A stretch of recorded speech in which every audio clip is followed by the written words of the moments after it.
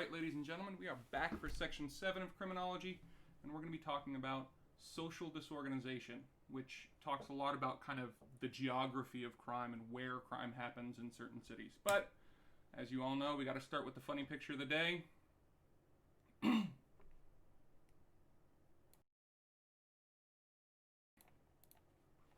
I always love fun ways to get in trouble that don't actually hurt anybody. So, got to talk about Chicago.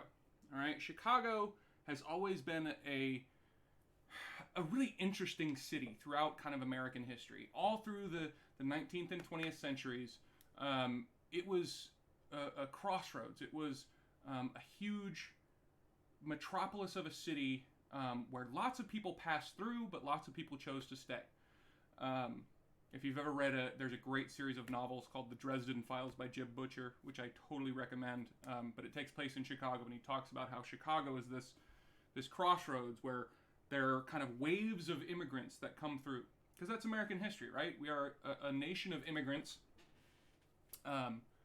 And they just throughout history, they've come in waves, right? There was a time when the Irish, the late 19th century, the Irish were the immigration wave, and they came through. And then there was Eastern Europeans in another wave, and then there was Italians in another wave, and then there was the Chinese came in, and Jewish people from Europe just prior to World War II, and there were all these different waves of immigrants. And every time those new immigrants would get blamed for crime and disease and poverty and all these things. And of course, currently, the United States is kind of in a transition from the major immigrant wave being from Mexico, and we're just now kind of transitioning to other parts of Central America. And we're hearing those exact same things, right? It's the immigrants that are responsible for crime and blah, blah, blah, blah, blah, which is a bad argument for a number of reasons. But going back to Chicago, we get these kind of waves of immigration all throughout 19th and 20th centuries. And of course, Chicago being a big city, it grew very quickly. And it grew in kind of a really interesting pattern. And this guy named Burgess, he wasn't a criminologist or even a sociologist, I think. He studied kind of the creation of cities and how cities grow and change over time. And so, using Chicago as his kind of prime example, he talked about how you can very clearly see Chicago having what he called these 5 zones, right? With zone 1 being downtown, right? That's the commercial area with the kind of the factories and warehouses and such on the outside of zone 1. And then going all the way out to zone 5, which was the furthest away from the downtown area geographically. And that was where the suburban commuters lived, right? They had enough wealth to have cars or some other kind of transportation to get them from the outskirts of town into town itself to work, and then go home at the end of the day. So he started talking about, Burgess kind of showed clearly that as the city of Chicago grew, the zones kind of grew with it, right? And so what is today zone 3 was zone 5 100 years ago or 50 years ago or whatever it was, right? Because the city's growing out, and as the zones as the city grows, the zones grow, obviously, right? So, Sean McKay saw this and said, look, let's use this and talk about this in terms of crime. Let's specifically apply Burgess's idea of zones to crime. And they found, throughout the history of Chicago, the vast majority of the crime happened in Zone 2. Now remember, Zone 1 is the central business district, commercial factories and warehouses and stuff kind of around the outskirts of Zone 1.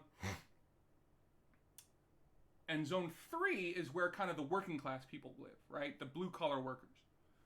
But Zone 2 is what Burgess called the zone in transition, okay? This is where the old Zone 3 was getting overtaken by the new Zone 1, right? So as Zone 1 is growing, it's pushing into Zone 3, and that middle area where Zone 1 and Zone 3 are kind of battling is Zone 2, or the zone in transition. It's going from the kind of the oldest of the low blue-collar residential area and slowly being turned into this kind of factory, warehouse, commercial area, right?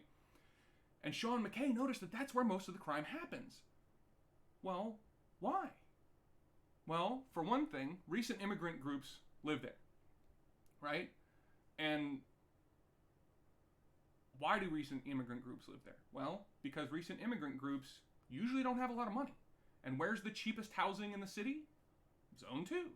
So of course they're going to live there, right? But the three things that Sean McKay kind of looked at and correlated with crime were poverty, heterogeneity, i.e. lots of different kinds of people all living together in the same close geographic area, and physical dilapidation, right? So because Zone 2 is the oldest residential area in the city, physical dilapidation is fairly common. That also ties very much into poverty, right? If you don't have a lot of money to fix up your house or your neighborhood, of course it's going to become dilapidated. Anybody who can't afford to move out of Zone 2 is going to move out of Zone 2 into Zone 3 or even 4 or 5, right? And then with all those immigrants, you could have the waves of immigrants often overlapped, right? So in this one neighborhood, you might have, say, Vietnamese people and Central Americans and Eastern Europeans all at the same time. They don't speak each other's languages. They don't have the same cultures. They don't have the same kind of holidays and interaction. So essentially what this all boils down to is there's a high mobility of residents, right? People move in and out very quickly. People don't take care of their neighborhood, either because they can't because of poverty or because of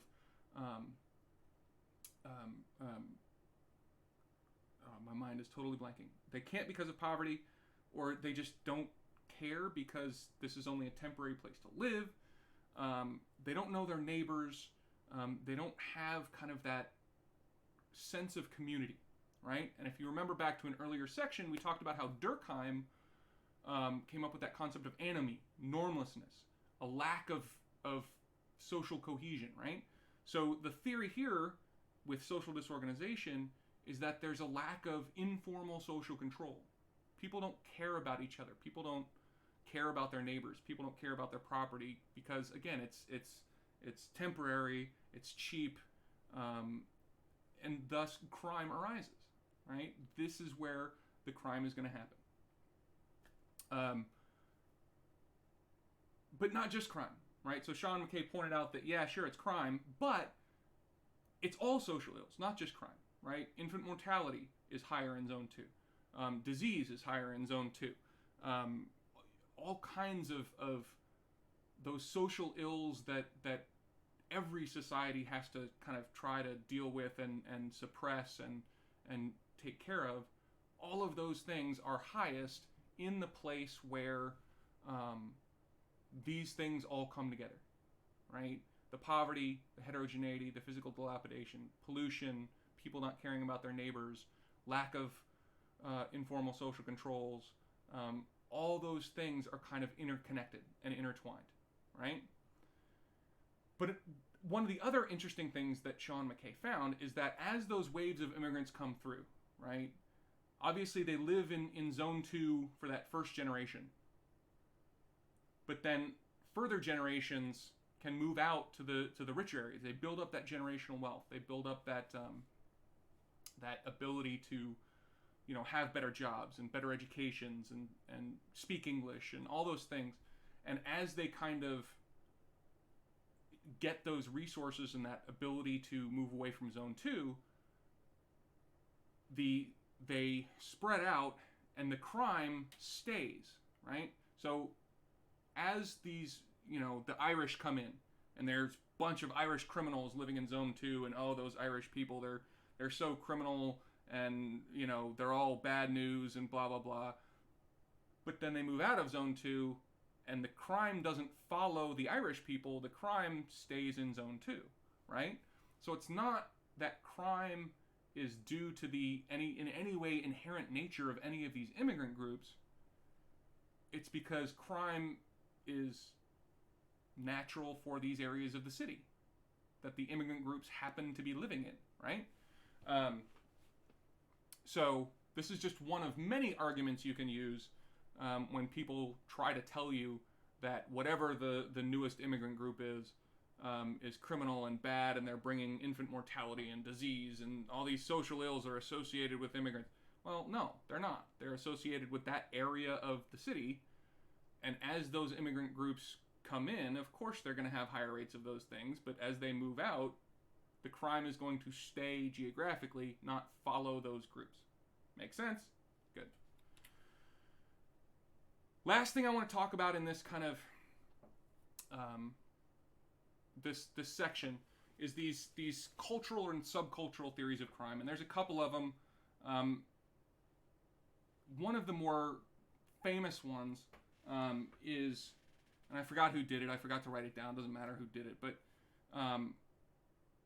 he studied poor people and looked at kind of what their values are, right? Because we talked about, when we talked about strain theory, we talked about how, there's the goals and the means of society, and Merton, and at some point you realize you're kind of not going to be able to achieve that American dream.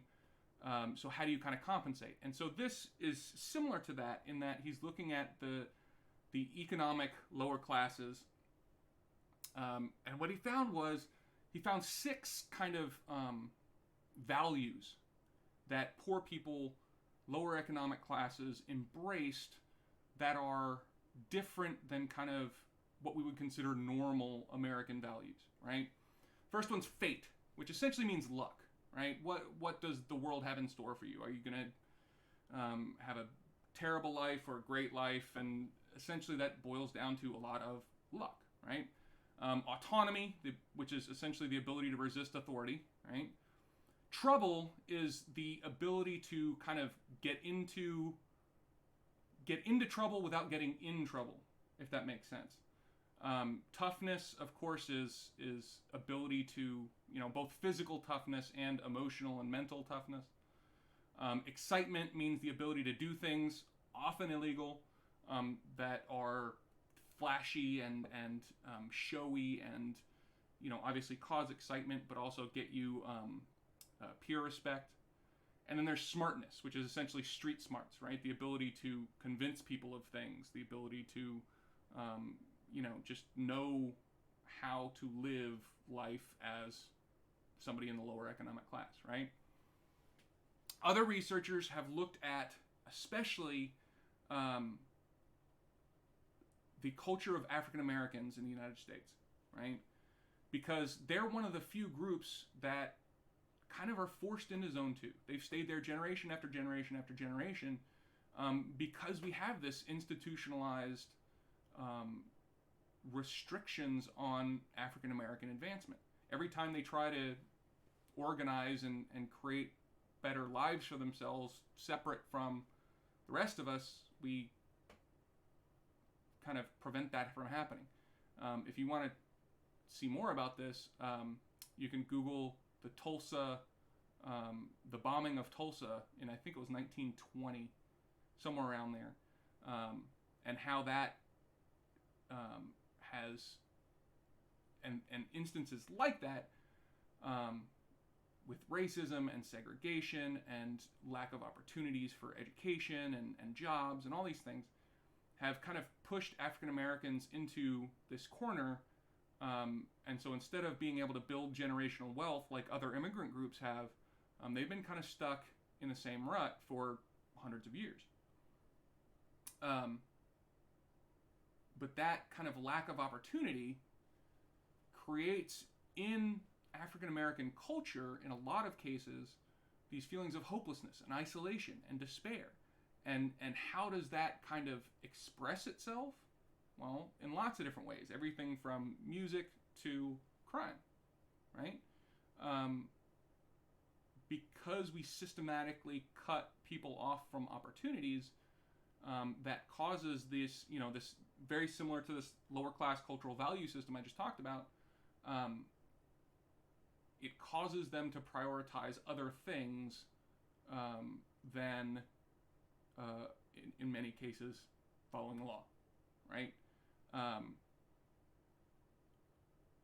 So when we look at cultures and subcultures, we have to recognize not only kind of what's on the surface, i.e., poor people commit crime a lot. We need to look kind of further underneath that and figure out why. Why are poor people committing more crime? Why are African Americans arrested at much higher rates? Why is all these things happening? And the answer is both depressing and fascinating, and difficult for a lot of people to deal with.